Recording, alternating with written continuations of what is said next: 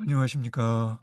저작거리에서 바라본 20세기 예술 1901년 스트린드베리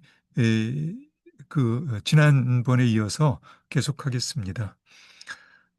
스트린드베리가 1901년에 쓰고 1902년에 발표한 몽환극은 많은 사람들이 높이 평가하는 그의 대표작이라 할 수 있는데 사실 프로이트적 꿈의 세계라기보다는 윤리적 우화에 가까운 작품입니다. 자연주의 경향의 작품들과 비교하면 시공간이 워낙 비틀어져 있어서요. 무대 공연이 어려울 거라는 초기 평가도 있었고요. 그래서 1907년에 초연합니다. 인도 신화에서 신들의 왕이라 불리는 인드라의 딸 아그네스가 우리가 사는 저작거리 세상으로 내려와 40여 명의 사람들을 만나는 에피소드식 이야기인데요. 기승전결의 이야기라기보다는 저작거리 세상에 대한 스트린드베리 내면의 다면적 독백 같은 성격의 작품입니다. 예, 지난번에 우리 여기까지 읽었던 것 같아요. 인드라는 천상까지 시끄럽게 울리는 저작거리 세상에 소란한 통곡과 불평이 도대체 무엇 때문인지 파악해 오라고 딸인 아그네스를 우리가 사는 저작거리 세상으로 내려보냅니다. 아그네스는 인간 세상으로 내려와서 심지어 결혼도 하고요. 아기까지 낳습니다만 저작거리의 소란함에 그만 오염되어서 자칫 이를테면 날개 옷을 잃은 선녀가 되어버릴 위기에 처하게 됩니다. 그런데 이제 후반부에 등장하는 시인의 도움으로 자신의 신성이 환기되어 천상으로 올라가게 되죠. 솔직히 저작거리에 남겨진 대책 없는 인간들에게 별다른 희망이 보이지는 않습니다. 그러니까 통곡과 불평의 원인은 애초에 인간이 그렇게 생겨 먹었기 때문이죠. 기독교의 원죄라고나 할까요? 한마디로 인간이 불쌍하다입니다. 스웨덴어로 하면 데쉰돔 매니슈나입니다. 참고로 이 문장은 2012년 스트린베리 서거 100주년 기념 축제의 캐치프레이즈였습니다. 이 작품의 후반부에 등장하는 시인의 입을 빌면 저작거리를 벗어날 수 있는 문의 열쇠는 꿈이라 불리는 시인 것 같기는 하지만 사실 이것 또한 애매하기는 마찬가지겠죠. 죽음의 무도 마지막 부분에도 비슷한 느낌의 대사가 있었던 것 같은데 스트린베리가 1911년 몽환극을 완성하기 2주 전에 친구였던 화가 칼 라손에게 보낸 편지에서 스트린베리는 이런 말을 합니다. 내게 인생은 갈수록 꿈과 같아지고 설명이 불가능해집니다. 아마도 죽어야 정말로 깨어날 겁니다. 예, 1899년 입센의 마지막 희곡 우리 죽은 자들이 깨어날 때라는 작품이 떠오르기도 하네요.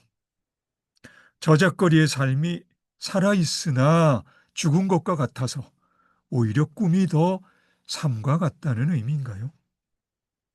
예, 예. 칼 라손은 스트린베리 친구였는데요. 1899년에 칼 라손이 그린 스트린베리 초상화가 있어서 잠깐 보여드릴까요? 예, 예, 칼 라손이 그린 1899년 스트린베리의 초상화입니다. 예. 자, 어쩌면 몽환극이란 제목은 스트린베리가 1907년에 발표한 유령 소나타란 작품에 더 적절할런지도 모릅니다. 사실 저작거리의 소란스런 삶의 굴레에서 벗어나고 싶어 스트린드베리가 열고 나가고자, 나가고자 했던 영성의 문 앞에서 그의 혼돈스러움은 이 작품에서 그 절정에 다다른 느낌이 있습니다. 가끔씩 삶이 꿈 같다고는 느껴도 여전히 저작거리의 보통 사람들에게 삶은 엄연히 눈앞에 있는 현실이겠죠. 그렇다면 삶을 꿈으로 꿰뚫어 보기 위해 스트린드베리에게 죽음에 버금갈 정도로 요구되었던 것은 무엇일까 생각해 보면 그것은 어떤 절실함이었을 텐데요. 스트린베리는 1912년 세상을 떠나기 전까지 과연 어느 정도로 그 절실함의 작용을 경험했을까요? 유령 소나타는 유령이 나오는 연극이지만 일반적인 공포물은 아니고요. 오히려 일상적인 분위기에서 상식적으로 납득이 잘 안 가는 조리에 맞지 않는 이야기와 인간의 민낯이 드러나면서 악의와 욕망이 꿈틀거리는 특히 이 복수 같은 그런 저작거리 인간의 어떤 감정이 예, 좀 충격적으로 드러나는 그런 그로테스크한 멜로드라마라고도 할 수 있습니다. 지적인 사람들 중에는 첫눈에 부조리해 보이는 이 작품을 이해해 보려고 제목의 소나타에 주목해서 소나타가 주제의 제시 전개 재현이라는 3악장 구성을 갖춘 음악 형식인 것처럼 3막인 이 연극을 그렇게 해석해 보려는 시도를 보이기도 합니다. 그런데 결국 음악은 내면의 귀로 밖에서 들려온 소리를 감성의 울림으로 경험하는 것 아닌가요?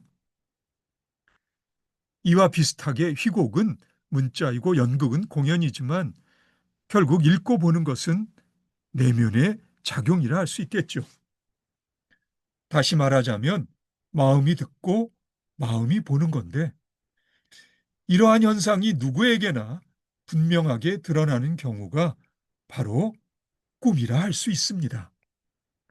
꿈은 내면의 감각이 내면에서 벌어진 사건을 내면에서 경험하는 현상 아닌가요?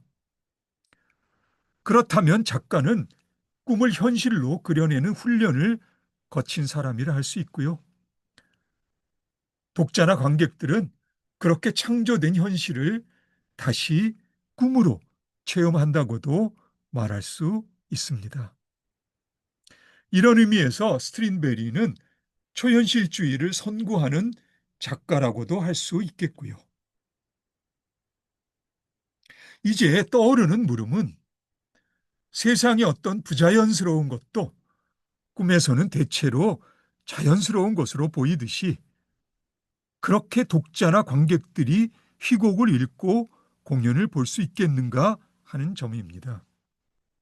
공포물이나 환상물과 같은 장르에서도 나름대로 현실적인 조리가 있는 법인데 유령 소나타 같이 일상물의 분위기에서 별로 조리에 맞지 않는 설정들이 제시되면 특히 나같이 저작거리의 보통 사람들은 당황하기가 십상입니다. 그러니까 유령 소나타와의 만남은 꿈을 창조한 작가의 작품을 독자나 관객이 꿈을 꾸듯이 한편으론 이질적이면서도 그에 크게 구애받지 않고 자연스럽게 볼 수 있는가가 관건이라 할 수 있을 겁니다. 여기에서 한 걸음 더 나아가면 세상이 꿈이라면 꿈인 세상을 꿈속에서처럼 모든 것을 흔연하게 그리고 자연스럽게 그렇게 바라볼 수 있겠는가? 이런 물음이 물음 앞에 이제 나 같은 보통 사람이 서게 되는데요. 근데 솔직히 나로서는 상당히 많이 당황스럽고 혼돈스럽습니다. 이렇게 이 도전 앞에 서 있는 스트린베리와 스린베리의 한계와 혼돈스러움이 솔직히 그의 작품에서도 느껴지고요. 하물며 이 연극을 소나타의 3악장에 빗대어 해석하려는 사람들의 곤란함은 오죽하겠습니까? 예, 우리 모두의 곤란함이겠죠. 저작거리 우리 모두의 곤란함이겠죠. 비슷한 시기에 노르웨이의 에드바르트 뭉크란 화가가 세간의 주목을 받기 시작합니다. 부모와 누이들 그리고 사귀던 여성들에 대해 스트린베리에 못지않은 정신적 트라우마를 가진 화가로서 그의 작품 세계도 스트린베리처럼 어딘가 심상치 않게 표현적입니다. 그래도 1900년대 초엽에 이르면 저작거리에서도 비교적 무난하게 그의 작품들이 받아들여져서요. 노르웨이 화폐에도 그의 얼굴이 새겨져 있습니다. 노르웨이 화폐 한번 잠깐 볼까요? 티센 크로넬, 티센 크로넬, 1000크로넬, 1000크로네입니다. 그러니까 꽤 비싼 돈입니다. 예. 자, 뭉크처럼 스트린베리도 후기 작품이 연극을 애호하는 관객들을 상당히 많이 당황하게 하기는 했지만 그래도 1901년 노벨상이 스웨덴에서 처음 시작되었을 때 많은 스웨덴 국민들은 스트린베리를 1순위 수상 후보로 꼽고요. 1909년 그 상이 같은 스웨덴의 작가 셀마 라겔르프에게 갔을 때 3인당 청년동맹을 중심으로 모금운동을 전개해서 2만 명 이상이 그의 기부에 참여한 것으로 알려져 있습니다. 말년의 스트린베리는 19살의 어린 소녀와 관계를 맺기도 했는데 40살의 연령차를 고려해 절제하기도 하고요. 유산을 나눌 때에도 첫 부인과 자식들에 대한 죄책감을 유산의 적절한 분배로 배려하는 내면의 성숙함을 보였다고 하네요. 예, 그럼 오늘 여기까지 하고요. 이렇게 1901년 스트린베리를 마무리하겠습니다. 그리고 우리 다음에 다시 만나서 이제는 1902년으로 넘어가도록 할까요? 예, 오늘도 수고 많으셨습니다. 그럼 다음에 다시 봅시다.